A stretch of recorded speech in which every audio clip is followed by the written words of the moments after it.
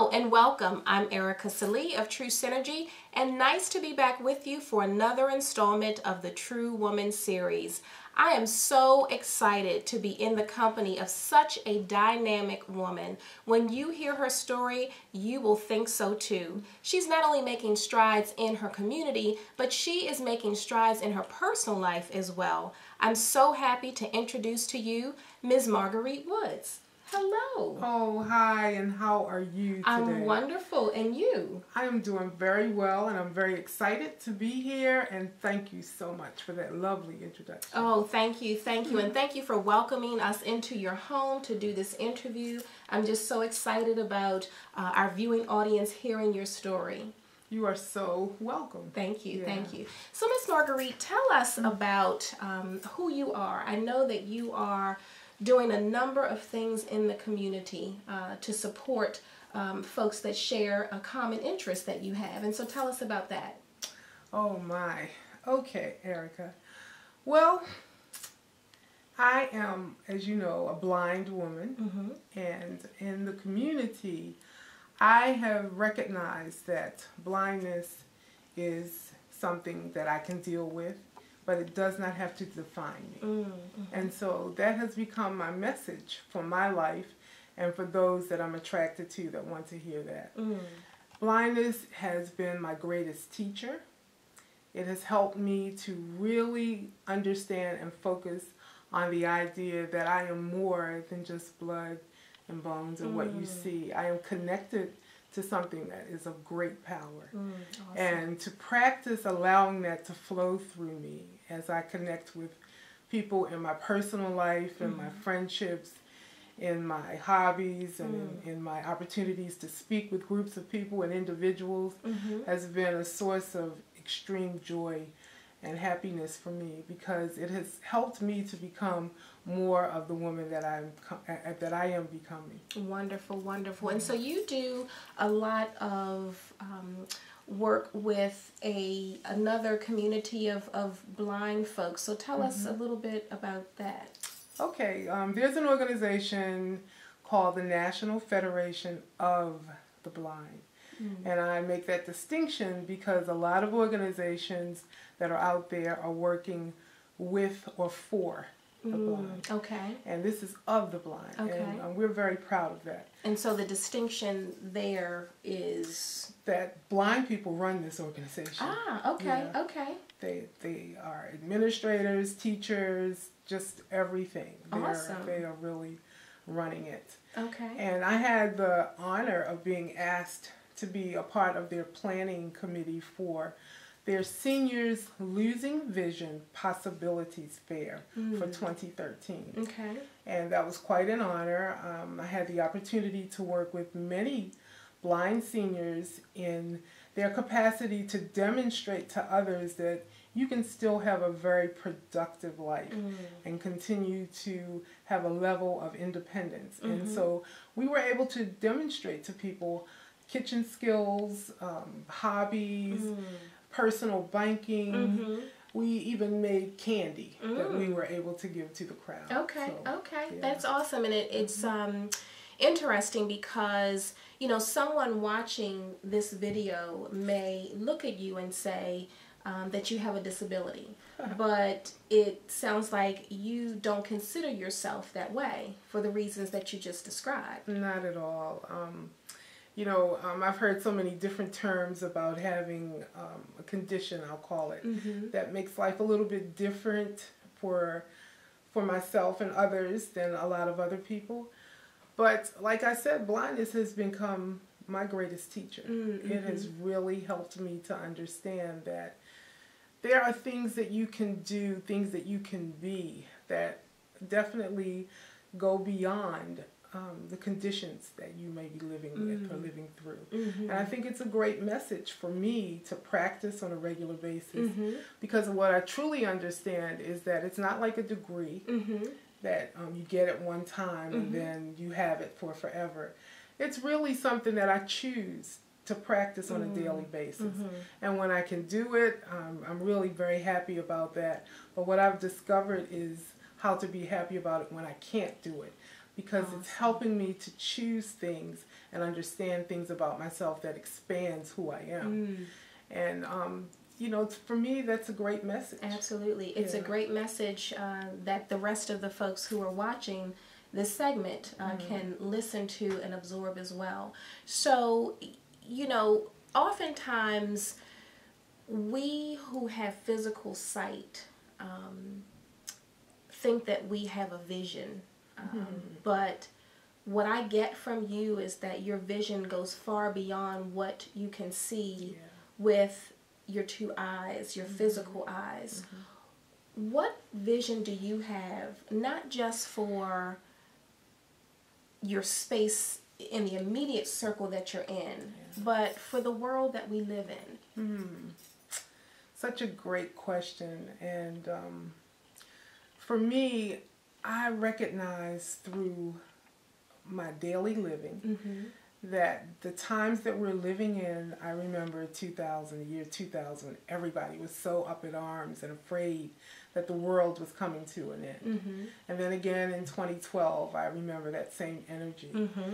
And what I've come to understand in my personal life and my relationships and experiences around me is that I'm understanding that the way that we've been living life has come to an end. And it's not a physical death, but it's certainly an opportunity. What I'm understanding is that people are questioning everything. And they're, through that questioning and search and asking questions, they're beginning to find out that we're definitely connected to something that's much greater than what we see. And we're beginning to tap into that more. I see that young people are being born in ways that challenge the status quo about the way that we've all been taught to live our lives. And I think that it's of great consequence that the chaos that we're looking at in the world is really, to me, for me, about our becoming more than what we've been before. And that it looks a lot worse right now than what we're creating it to be. And that we're dismantling that old regime. And I think being connected to, you know, whatever you call that unseen part of yourself, that inner being, that creativity, being connected to that and allowing that to flow through you as we create what the new world order will look like is the key to it all. And so that's my vision. My vision is for all of us to tap into that and allow it to flow. So it's more about your own personal self-awareness and how you see yourself in the world around you, not just simply the world around us. Exactly. Okay. Exactly. And so challenging the status quo is not necessarily a bad thing. You know, it can have some negative connotation based on the way we've been taught. But it sounds like that's really the polar opposite of what you just said. It really isn't a negative thing, but it is a way to re-energize the world that we live in. So eloquently said. Yes, absolutely. And it's a way to really connect to that source of who we are and allow that to help you make your decisions.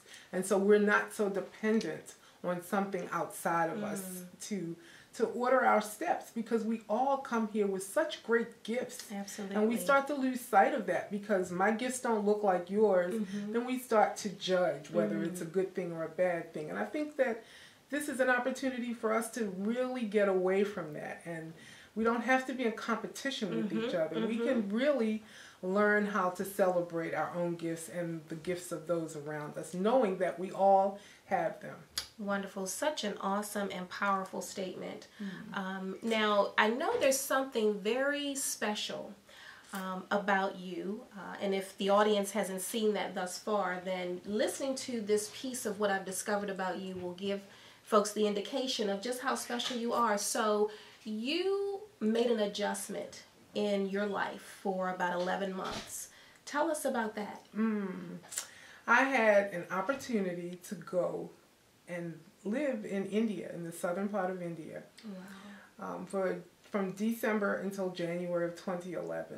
And it was really a most incredible opportunity. It was a leadership program. Okay. And it was done through an organization called the International Institute of Social Entrepreneurs. And I was with people from 6 of the 7 continents. Wow. And we were in the most beautiful tropical area in India, and right in the middle of an Indian village. We were on a campus there. And the experience has uplifted me and enlightened me and expanded me in ways that I would have never thought possible. And out of that experience, one of the greatest things that has happened for me is, if you look through life, and I can remember this as far back as when I was 5 years old, a lot of organizations are fighting against something. It's a fight against cancer. It's a fight against teen pregnancy. There's always a fight against something. And so when I was in India, I had an opportunity to fight against something, which was lightening creams. You believe it or not, in India, bleaching creams are a huge business there. Wow, okay. And I discovered that not just here in America is there a big push to lighten the skin and people wanting to be different than what they already are. But what I understood was, the more you fight against something, the more that something is in your experience. It does not go away. I remember being 5 years old and hearing about cancer. And I sent for information. My family was so astounded. We're like, who sent for this information? But I heard about the fight against cancer. And here, how many years, over 50 years later, we're still fighting against cancer. That tells me something significant. And so when I was in India, I really had a personal experience about the idea of fighting against something, and that you don't overcome when you fight against it.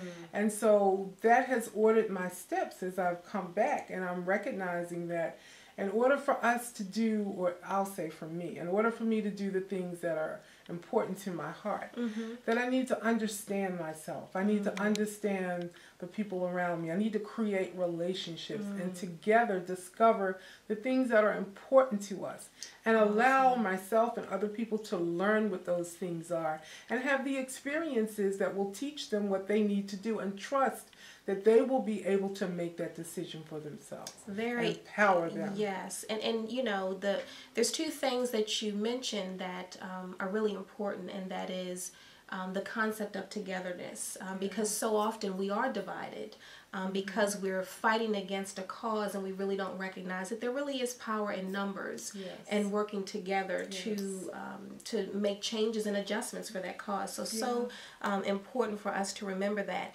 Now, I can't imagine that it was easy for you to make that decision to go across the world, to experience something in a different culture, in a different part of the world that you had never experienced before. And so many times we're afraid to do things within our own space. We're afraid to go after the new job. We're afraid to start the business. We're afraid to just take a step of faith. And you took a gigantic step. So with that, as well as even with being blind, because you weren't always blind. You weren't born blind. You know, some people are born without sight, but you lost your sight about 5 years ago. So what things did you have to overcome just to get you to the point where you are functional in so many more ways than those of us who have sight? Not just to live in your everyday life, but to travel across the world to a place unknown to you.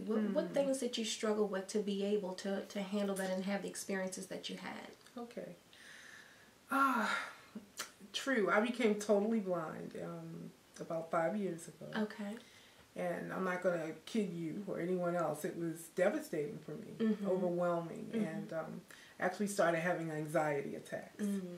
And I'd heard about those things before, but I'd never had one. And anybody that's ever had an anxiety attack will know what I'm talking about. And it became really clear to me, because of practices that I had been involved in before that time, that this was a real message to me that I was feeling extremely vulnerable, and that I needed to get in touch with what that was and allow that information to just permeate my being and make a decision about which way I wanted to go. Okay. How was I going to live this life? Was I going to allow this blindness to totally define my experiences, or was I going to accept it for what it was, hold my heart open for what I wanted, but continue to move with what I could do in the moment? And with that, I had that, that experience with myself, and I decided I was going to get myself some training, some skills, so that I could manage. And when I was speaking to you earlier about my vision being getting in touch with that inner being, that inner spirit, and allowing that to guide your steps, to guide my steps, I was practicing that on a regular basis. So when the opportunity came for my consideration to go to India, it was a series of steps that happened so synergetically that I couldn't say anything but yes. It came to me, it filled me with excitement as I read it. It was the and it right was the thing messages, to do. and I listened, and I've learned that when things are fresh and new and you're trying to make a decision, it was between me and my Creator. And after it was really solid and concrete, then I started talking to people about it. But by then, everything was already in place, and it just happened, and I trusted it. And I trusted myself, because blindness is, again, my greatest teacher. Wow. And so I used that trust to step out. And if I'm going to ask other people to do it, then I truly had to do it myself. Wow. Yeah. Very, very, again, powerful statement, because we certainly don't want to be in a position where we're asking people to do something that we don't practice ourselves. Yes. And so I've heard you mention a couple times, just from talking, the word choice. And it sounds like that is a driver for you, that you can make a new choice. And that's something that you do every day. Yes, it is. It really is. And my life has been about making choices, reinventing my experiences. And I did not say reinventing myself. And I was deliberate about that, because the self of who I am is so vast. I'm discovering what that is. So I'm reinventing experiences, and it allows me to discover who myself is. And it's much more powerful than ever I thought. Wow. And that's my message to the world and to the community and to anybody that comes close to me, is have that experience with yourself. Discover that in yourself, and let that expand your life. Because I believe that that's why we're here, to practice doing that. And if there's going to be love in this world, it's got to come through us. We can't tell each other to love each other. We've got to love ourselves, and through that, we're loving. Yeah. Absolutely, absolutely. So if there's anyone watching right now or listening to this interview, and maybe they're struggling with a condition that's similar to what you had that led to your blindness, or maybe they're struggling with something else. It could be drug addiction, it could be alcoholism, it could be something as simple as not being able to take a step or to achieve a goal out of fear. What would you say to that person? What would you tell them to think about and process in the midst of going through the things that they may be dealing with? That's a good question. And as you were saying it, I think what came to me in a powerful way was something that I used for myself. And it was to be kind and to be gentle to myself. Not to, and so it's important that you said to yourself first, because I thought you were going to say to other people, but it first starts with you. It starts with me. It starts with me, and it's been a lifelong, ongoing experience learning to be kind and gentle and to love myself, to find that I am worthy, and to search in every corner that becomes available to me to find that truth. And I think as I've become aware of that and allowed myself to live it, I've been able to express it and be it. And that has been the thing that has transformed my life. Awesome, awesome. Yeah. I love, absolutely love the statement about loving yourself first. Yeah. Because I found that, you know, without doing that first, it is difficult to ensure that you are giving back to the people that you encounter every day. Yeah. And so that's very important. Well, we certainly are, again, so thrilled to have had this conversation with you. And, you know, I'm sitting here being inspired just by speaking with you. And so my mission really is to make sure that other people who see this message will draw something from it that will allow them to focus on the center and that inner self. So we thank you again. And we did this off air, but we wanted to present you with a small token just for your time and just sitting down with us. And so we've already done that, and hopefully you will find something special to do with that, because truly you are special and dynamic in every sense of the word. So we do appreciate that.